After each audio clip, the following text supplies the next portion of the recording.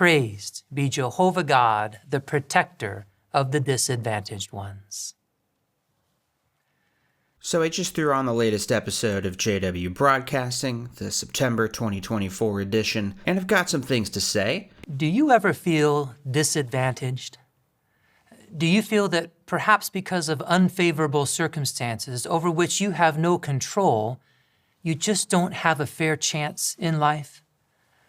Maybe you feel that in the race of life, others seem to be able to run freely, but you have to run with a crutch. In this program, we're going to talk about a very endearing aspect of Jehovah's personality, his loving care for the disadvantaged.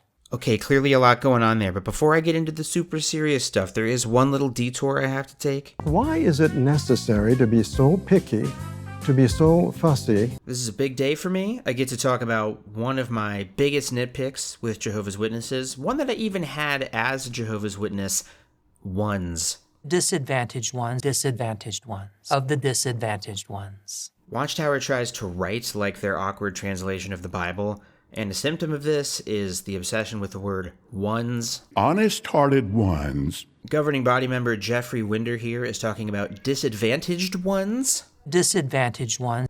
People, he means people, disadvantaged people. They're like a demographic. We also have young ones. Young ones. Older ones. Older ones. Elderly ones. Such ones. Such ones. Lowly ones. The lowly ones. Oh, this is like finding a 4-leaf clover. Look at this. You get a 2-for-1 special. Young ones become an example to the faithful ones. I think once you have 2 ones in a title, you just gotta go ahead and call it a 2. It's just kind of weird. Nobody talks like this, except Jehovah's Witnesses and maybe other super religious people. But his talk is about disadvantaged ones. Now, when he first said this, I definitely thought he meant disabled people or people with like chronic illnesses. He mentions a crutch. You have to run with a crutch. When we speak of disadvantaged ones in this discussion, we're not talking about the inadequacies of the person, but rather of the unfortunate circumstances in life that one must contend with. And he does mean disabled people, kind of. But he also just means anybody who's disadvantaged in any way, shape, or form. Really, we could include any who do not have the normal protection due them, or just don't have the same opportunities as others. Any who feel disadvantaged, such as the impoverished, the disabled, those with a lack of education or training, those who, because of unfavorable circumstances in their youth, didn't get a fair chance. And the list could go on. This is a talk that would have had me perking my ears up as a Jehovah's Witness. I was, for reasons I'll explain later, one of these disadvantaged ones. And I've been wanting to make a video on disadvantaged ones for a while, because Jehovah's Witnesses are a horrifically ableist religion. They exploit disabled people for manipulative propaganda. How would I work? How would I care for my children? For my wife? The first thing I asked for was a Bible, to see if I would be able to turn the pages. And I could. That made me so happy. Being both deaf and blind is challenging. I've had to learn how to live independently. But the most important thing that I've learned is learning about Jehovah, the true God.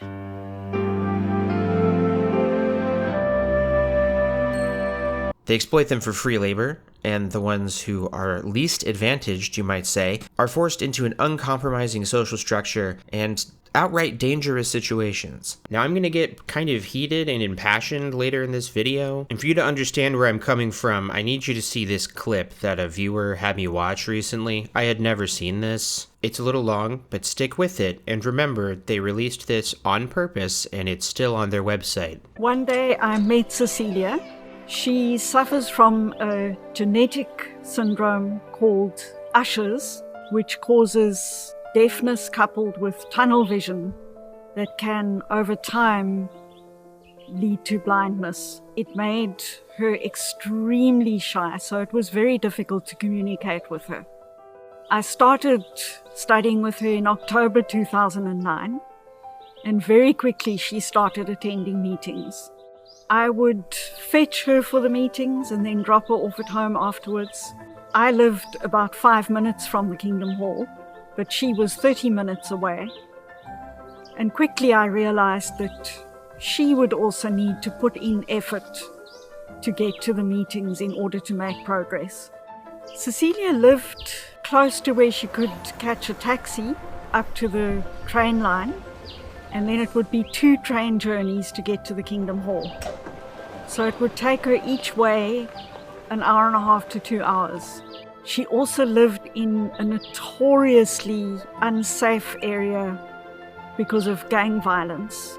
But I knew that Cecilia was strong-willed enough and independent enough, in spite of her timidity and reticence, to be able to get herself to the meetings. They thought that was a brag, that video. This lady thought that that story made her look awesome. Now, I did not grow up with a disability. I did grow up with a disadvantage, and as you can see from this talk, basically anybody with any kind of disadvantage is lumped into the same poor them category. The entire outlook of the religion is condescending and tone-deaf. They treat disabled people as tragic, miserable individuals who can only pine for the days when their senses will be restored by God magic in paradise, or heaven, if they're one of the 144,000 advantaged ones.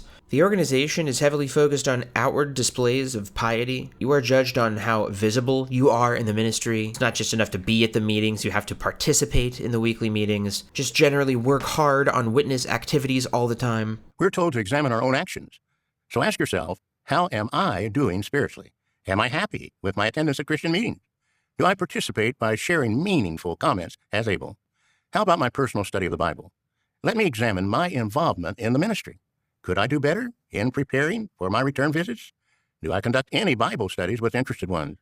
If so, am I content with what I am doing? So advancement in the group often comes from literally performing physical tasks, building, cleaning, carrying microphones, adjusting the stage stuff, public speaking, and of course the door-to-door ministry. But don't worry, disadvantaged 1s, 2s, and 3s, Jehovah lovingly provides a bumpers-on, easy mode version for you poor cripples who can't do all the really important stuff advantaged ones can do.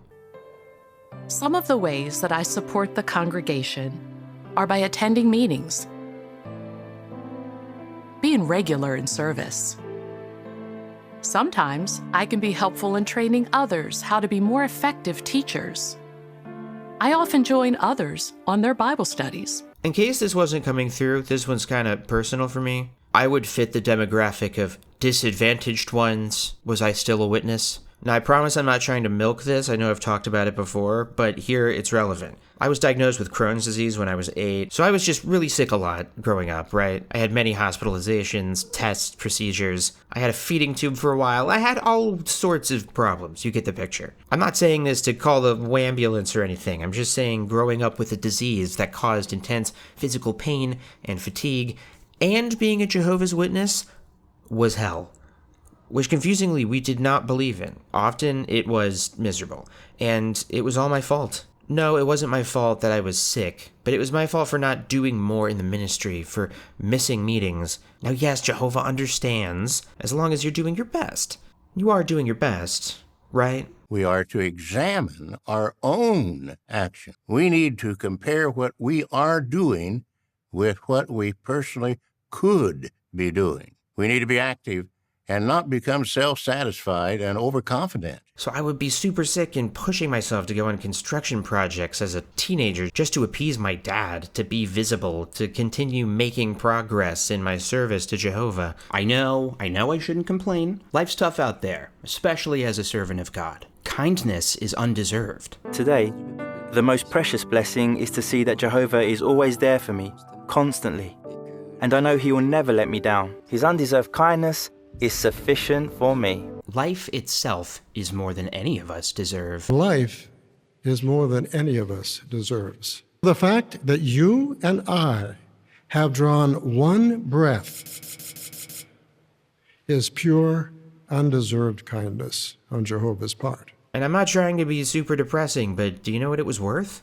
Nothing. When I left the organization, the week I got disfellowshipped, I needed a blood transfusion to save my life. Leviticus 17:11 tells us that it is the blood that makes atonement. Was that old Crohn's disease? You can see it on my uploads on the channel too. I lost a shit ton of weight. My clothes were falling off me. My wedding ring fell off me, literally like the scene in Breaking Bad, which felt like a really bad sign. We know the importance of blood in regard to sacrifices to atone ones from sin. During that hospital stay, my dad did not so much as text me. None of my witness family visited. They knew I was being disfellowshipped that week for publicly criticizing the organization. Jehovah himself assumes the responsibility left vacated. He becomes the father.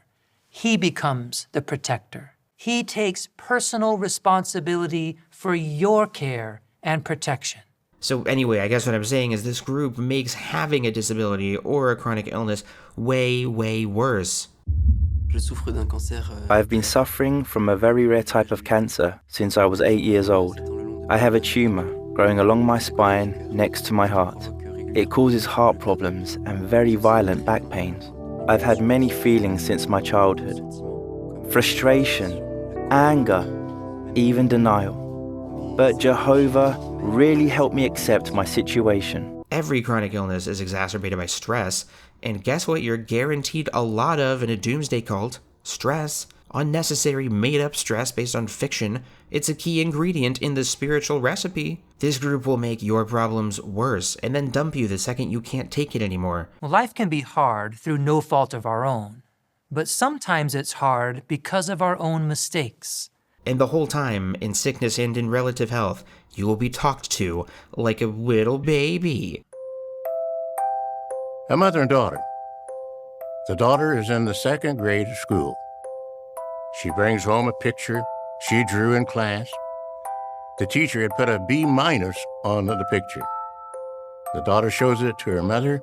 "Mommy," and the mother crosses out the B- and puts an A+ on it. She then tapes the picture on the refrigerator. What is the difference between the teacher and the mother? Mommy? The teacher compares the student to other classmates of her age. The mother grades her according to her best, not in comparison with others. You will not be treated like an adult with dignity, because nobody is in this organization. And in that, at least, all things are equal. Now, you may not feel disadvantaged. You may not want to be known as a disadvantaged one. You may feel that your disability or chronic illness makes you in some way, and you refuse to let it get you down. You don't want to be thought of or treated as lesser. But Jeffrey Winder is here to correct that wrong thinking. Psalm 10:14 refers to such ones as unfortunate victims. And the Bible also uses the term lowly ones. Not because they're less important, but because of their circumstances. You are a disadvantaged one. That is the category you have been assigned in the group, and even if you refuse to accept it for yourself, your brothers and sisters are being told to think of you that way, whether you like it or not. So when we step in and assist, Jehovah views this as if we are giving to him, assisting him with his responsibility. But don't worry, Jesus' earthly brother is here to say often the disadvantage is through no fault of your own. Often a person inherits the situation through no fault of his own. Often. So there is a little window in there, a maybe.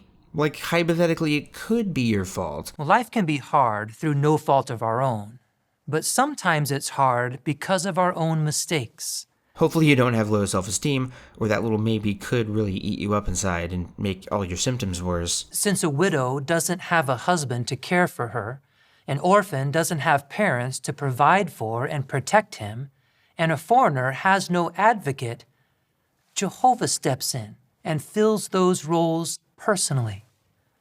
Notice this. Jehovah loves the disadvantaged ones. Look here, in the Bible, God wants you to be treated just as well as the bastards and foreigners. This is how personally Jehovah takes the care of the lowly, disadvantaged ones. They become his responsibility.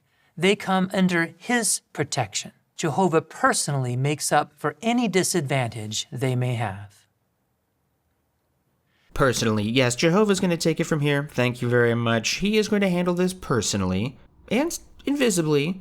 Unseeable, it's kind of arguably impersonal, but like you really feel him in your life, and you can always be pretty sure God will be there for you as long as you're doing your best, which you are, right? Here Jehovah says that he resides with the lowly ones.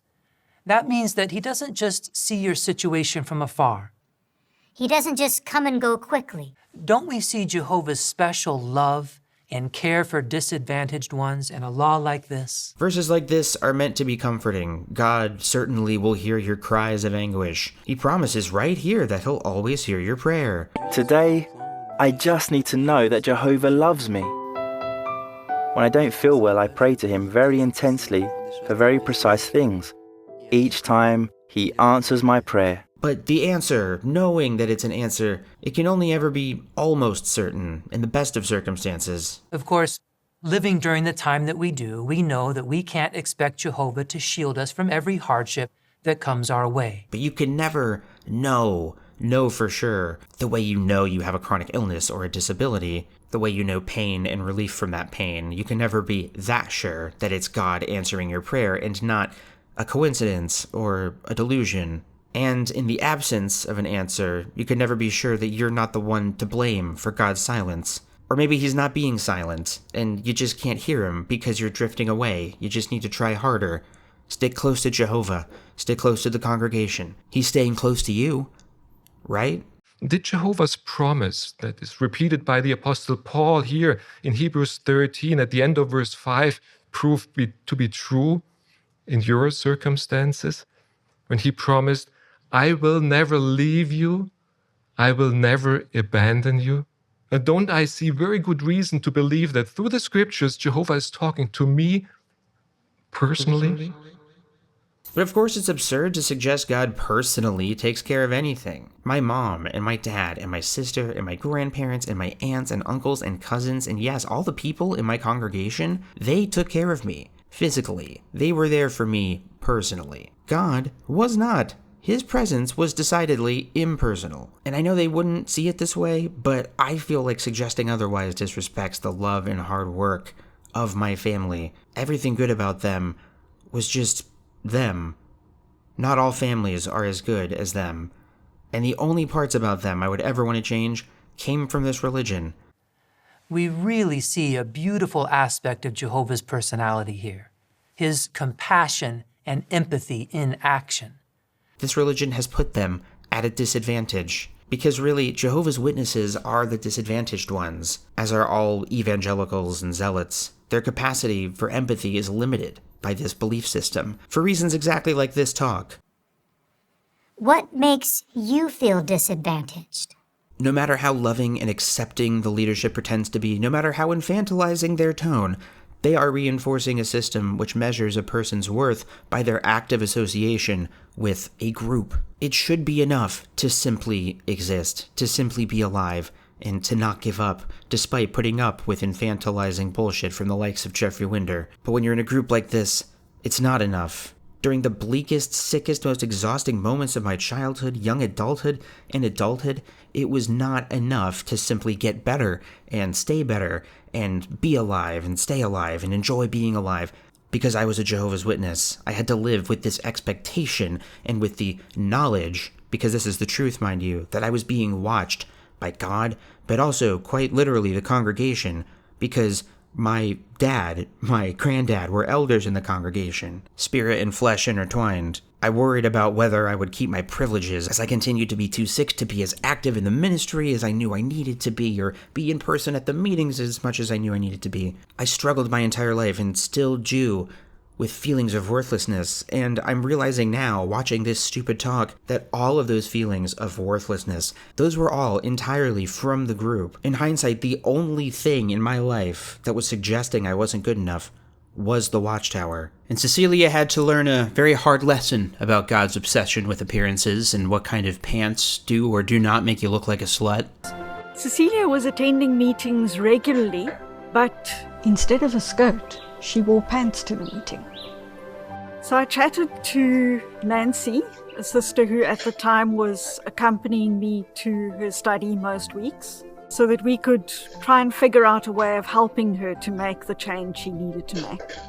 It took about a year of gently showing pictures, year, reviewing the Bible principles, but eventually she did get the point. I thanked Jehovah at that point because finally our patience had been rewarded. God won't accept your worship in just any old pair of pants. I don't care how deaf and mostly blind you are. So anyway, that's about all I could take of this broadcast, literally 5 minutes. So there's your rebuttal for this month, for the first 5 minutes of the broadcast. But as I've talked about before, if you've seen one, you've seen them all. Really, the only thing that changes is your relationship to them. God himself would execute judgment upon anyone who took advantage of a defenseless child. And now your chairman.